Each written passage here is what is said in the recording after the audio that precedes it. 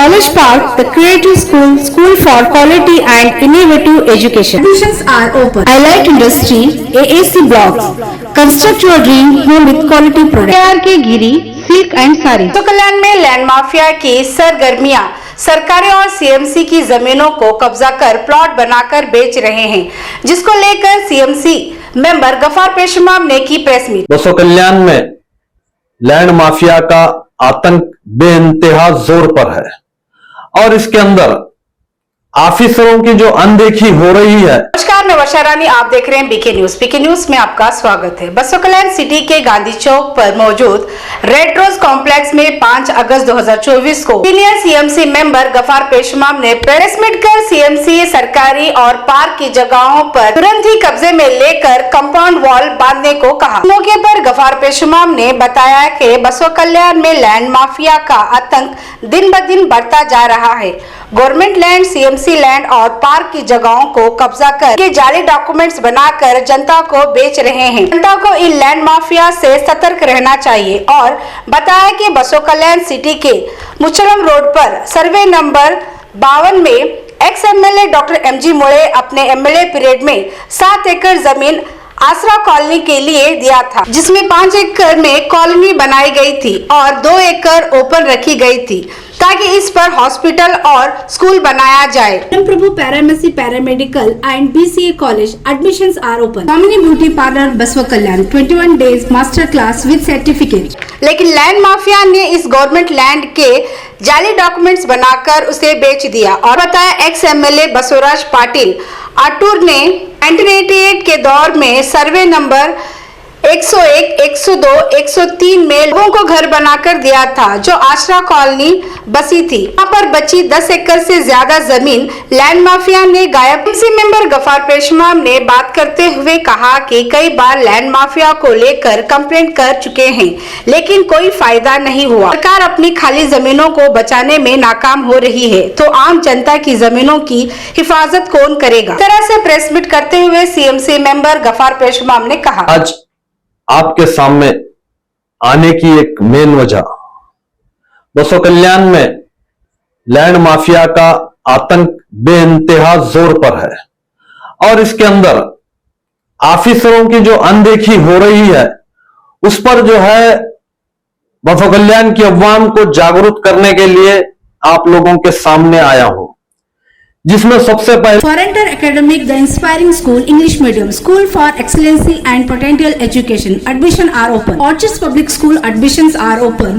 तालीम दोनों जहां की। पहले मैं आपको एक बात बताना चाहता हूं। बसवा कल्याण के अंदर जो लैंड माफिया का आतंक चल रहा है, वो जो है बेइंतहा तकलीफदा है, क्योंकि जो है इलीगल तरीके से लोगों के जमीनों पर कब्जा करना, गार्डन्स पर कब्जा करना और भी जो है जमीनों के पेपर तैयार करना और लोगों को, पब्लिक को हरासमेंट करना, कमजोर लोगों को जो है ज्यादा से ज्यादा तकलीफ पहुंचाना, इस टाइप का जो कल्याणी के अंदर काम चल रहा है, उससे जो गरीब लोगों को जो आने वाले वक्त में बेइंतहा तकलीफ होने वाली है, उनको बचाने के लिए, महज उनको बचाने के लिए, गरीब लोगों को जो है बिल्कुल छोटे कारोबार करते हैं या तो जो है रोजी करते हैं या लेबर तबका लोग हैं, ऐसे लोगों को फंसाया जाता है जाल में।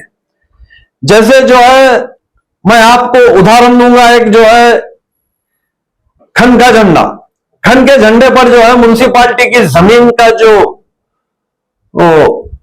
ध्रुवीकरण हुआ है, जिसके अंदर कई गरीब लोग फंस चुके हैं और बेइंतहा तकलीफ में आने वाले हैं आने वाले वक्त में।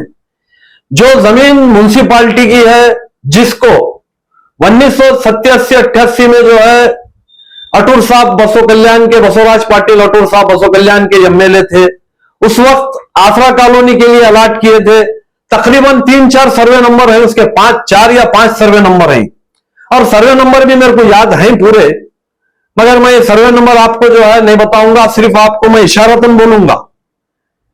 उन सर्वे नंबरों में जो बचे हुई जमीन है वो म्युनिसिपालिटी की है, जबकि म्युनिसिपालिटी की जो है म्युनिसिपालिटी से रजिस्ट्री हो चुकी है गवर्नमेंट ऑफ कर्नाटका के नाम पर। 1988-89 में जो है रजिस्ट्री हो चुकी है। उन जमीनों पर, बचे हुए जमीनों पर जो है इलीगल तरीके से कब्जा जमा कर लोगों को सेल किया गया। मोड़े साहब, श्री एमजी मोड़े साहब जब एमएलए थे उस वक्त वो जो है 7 एकड़ जमीन खरीदे थे आसरा कॉलोनी के लिए, जिसमें 5 एकड़ पर आसरा कॉलोनी जो है बसाई गई। 2 एकड़ जमीन बैलेंस है। वो बैलेंस जमीन पर जो है मोड़े साहब का प्लान ये था कि यहां पर एक हॉस्पिटल और एक ग्राउंड और कुछ बनाना, ऐसा जो है उनका अपना जो है था। और वो जमीन उसके लिए ओपन रखे थे 2 एकड़। तो वो 2 एकड़ जमीन भी जो है लैंड माफिया के कब्जे में चली गई और उसके ऊपर भी प्लाटिंग हो गई। तो लिहाजा जो लोग खरीदे हैं वो लोग फंसे हुए हैं, समझकर चलो, क्योंकि गवर्नमेंट का माल तो कभी भी गवर्नमेंट लेती है, आप उसके मालक कभी नहीं बन सकते। जहां पर गवर्नमेंट की जमीन होती है उसका कोई मालक नहीं होता, गवर्नमेंट की जमीन का मालक सिर्फ और सिर्फ गवर्नमेंट ही होती है। और उसके अलावा भी दूसरे और जमीनें भी हैं जहां पर जो है उल्टा पलटी किया गया है, हेरा फेरी किया गया है। एक एक जमीन पर 2-2, 3-3 मरतबा नंबर और 2-2, 3-3 मरतबा रजिस्ट्रियां हो गई। उसके भी डॉक्यूमेंट्स में आने वाले 4 दिन में साथ लेकर बैठकर जो है आप लोगों को जो है जागरूक कराऊंगा। जबकि बसो कल्याण के अंदर जो है 1 साल से 1.5-2 साल से करीब हम आगाह कर रहे हैं यहाँ के ऑफिसरों को, और वो ऑफिसर जो है अनदेखी कर रहे हैं। तो लिहाजा हम अवाम को जागरूक कराने के लिए कि आप ऐसी जमीन ना खरीदें जिसके डॉक्यूमेंट्स जीरो हो। जीरो से मुराद इलीगल डॉक्यूमेंट का जो है, जो मेन आधार होता है वो आधार रजिस्ट्री होता है, टोस्ट टिपन मैप होता है और आकार बंद होता है। जो आप गुंटे की जमीन खरीद रहे हैं उसका बता रहा हूं मैं। अगर आप अन्य लेआउट की जमीन खरीदेंगे तो वो सीधा सीधा लीगल होती है। जो गुंटे की जमीन होती है उसका जो है ये आधार होता है। अगर आपको कोई ये आधार बताकर जमीन बेच रहा है तो आप बिल्कुल खरीदिए, जिसमें टोस्ट टिपन मैप हो, आकार बंद हो और जो है पट्टा लैंड हो। अगर इस तरीके की जमीन है तो आप जो है फंसने के चांस कम होते हैं। और जो एतमाद पर खरीदी जाती है जमीन उसमें 99% फंसने के चांस होते हैं। और जो एतमाद पर खरीदे गए जमीनें हैं उसमें तमाम तकरीबन लोग फंस चुके हैं। अब इसमें तुमको निकलने का कोई रास्ता नहीं है, क्योंकि गवर्नमेंट की जमीन कभी भी गवर्नमेंट ले सकती है। जैसे जो है मैं तुमको एक उदाहरण दूंगा, लखनऊ अकबर नगर का, जो मोबाइलों में बेइंतहा वायरल हो चुका, जिसको हर दुनिया का आदमी देख चुका है, जिसके अंदर जो है मंदिर भी डिमोलिश हुआ, मस्जिद भी शहीद हो गई और लोगों के घर भी पूरे खत्म हो गए। तो ऐसी जगह पर आप अगर जो है जमीन खरीद कर अगर आप घर बना रहे हैं तो वो घर आपके भी रहने के काबिल नहीं है, आपकी औलाद के भी रहने के काबिल नहीं है। तो लिहाजा आप जो है मेहनत से कमाई हुई कमाई लैंड माफिया को जो है मत दो, क्योंकि एक मिसाल मशहूर है, की कमाई अक्लमंद की ग़िज़ा। आप जो भी जमीन खरीदेंगे देखकर खरीदो, पेपर देखकर खरीदो। और जो है उसके बाद अगर आप ऐसे जमीन खरीदे जिसका कोई आधार नहीं है और उसके बाद आप पेपर लेकर पुलिस में भेजेंगे तो आपकी पुलिस कोई मदद नहीं करेंगी, क्योंकि आप जो जमीन खरीद रहे हैं वो जमीन जो है ऑलरेडी पहले से गवर्नमेंट की रजिस्ट्री वाली जमीन है, उसके ऊपर गवर्नमेंट ऑफ कर्नाटका की रजिस्ट्री है। फिर कुछ और जमीनें हैं जहां पर जो है इलीगल तरीके से कब्जे हुए हैं, जिसको जो है रेवेन्यू डिपार्टमेंट की भाषा में जो है पोर्ट खराब जमीन बोलते हैं। तो पोर्ट खराब जमीन का जो है ना तो कोई मालक होता ना तो उसका कोई रिकॉर्ड होता, वो डायरेक्ट गवर्नमेंट की जमीन होती है। तो ऐसे पोर्ट खराब जमीनों के ऊपर भी जो है लैंड माफिया प्लाटिंग डालकर जो है आप गरीब लोगों को सेल कर रहे, और आप जो है भोले भाले लोग जो है लैंड माफिया की जाल में फंस जा रहे। तो आप लोगों को जागरूक करने के लिए आज की मैं प्रेस मीटिंग किया हूं। खासकर बसो कल्याण के अंदर सीएमसी म्युनिसिपैलिटी के पिछले जो कमिश्नर गुजर चुके हैं, 2-3 कमिश्नर, जिनको हम पहले से इत्तला कर चुके थे मगर वो लोग कोई एक्शन नहीं लिए। अभी आए हुए नवे कमिश्नर साहब को भी जो है हमने इंफॉर्मेशन किया है कि ऐसी म्युनिसिपैलिटी के जमीनें जहां जहां पर हैं उनको फेंसिंग कराओ। और रही बात गार्डनों की, तो बसो कल्याण के अंदर तो बेइंतहा गार्डन मॉडिफाई हुए और उसके ऊपर लोग 10-10, 20-20, 50-50 लाख के घर बनाकर जो है अब आबाद हैं। और कुछ गार्डन आज भी खुले हैं जिस पर लैंड माफिया की नजर है, और उन गार्डनों का चर्चा बसो कल्याण के अंदर बेइंतहा जोर से जो है 15 दिन से चल रहा है मगर जिसकी रिपोर्ट ना तो प्रिंट मीडिया में है ना तो सोशल मीडिया में है। तो लिहाजा आप बसो कल्याण की अवाम है, जहां पर तकलीफ होती है आप प्रिंट मीडिया को भी आवाज देना, सोशल मीडिया को भी आवाज देना, आपकी जिम्मेदारी है। कोई प्रिंट मीडिया कोई सोशल मीडिया जो है अपने घर से भागकर तुम्हारे घर को आकर तुम्हारी मदद नहीं करता जब तक तुम नहीं बुलेंगे। तो जहां भी ऐसी चीज हो रही है आप फौरी से फौरी प्रिंट मीडिया हो या तो जो है सोशल मीडिया हो, उसको बुलाकर जो है ऐसे लैंड माफिया को पकड़ाने की कोशिश करना। और आज के जो लैंड माफिया हैं ये जो है गरीब लोगों के नाम पर अग्रीमेंट करते हैं, साथ बैठने वाले को फंसाते हैं, वो खुद नहीं फंसते। पिछले में 2-3 जो है उदाहरण है अगर मैं नाम लेकर बताऊंगा तो कुछ पकड़े गए हुए लोगों को बेइंतहा तकलीफ होने वाली है। नाम लेकर भी मैं जगह का बता सकता हूं कौन सी जगह पर पकड़े गए और उनके 2 नंबर पेपर पकड़े गए, और उन 2 नंबर पेपर पकड़े जाने के बाद भी पुलिस उनको छोड़ दी। क्यों? तो जो प्यादे थे वो पकड़े गए थे। अगर इन प्यादों के ऊपर पुलिस फोर्स करती तो मास्टरमाइंड भी पकड़े जाता था मास्टरमाइंड नहीं पकड़े गया प्यादों को छोड़ने की वजह से।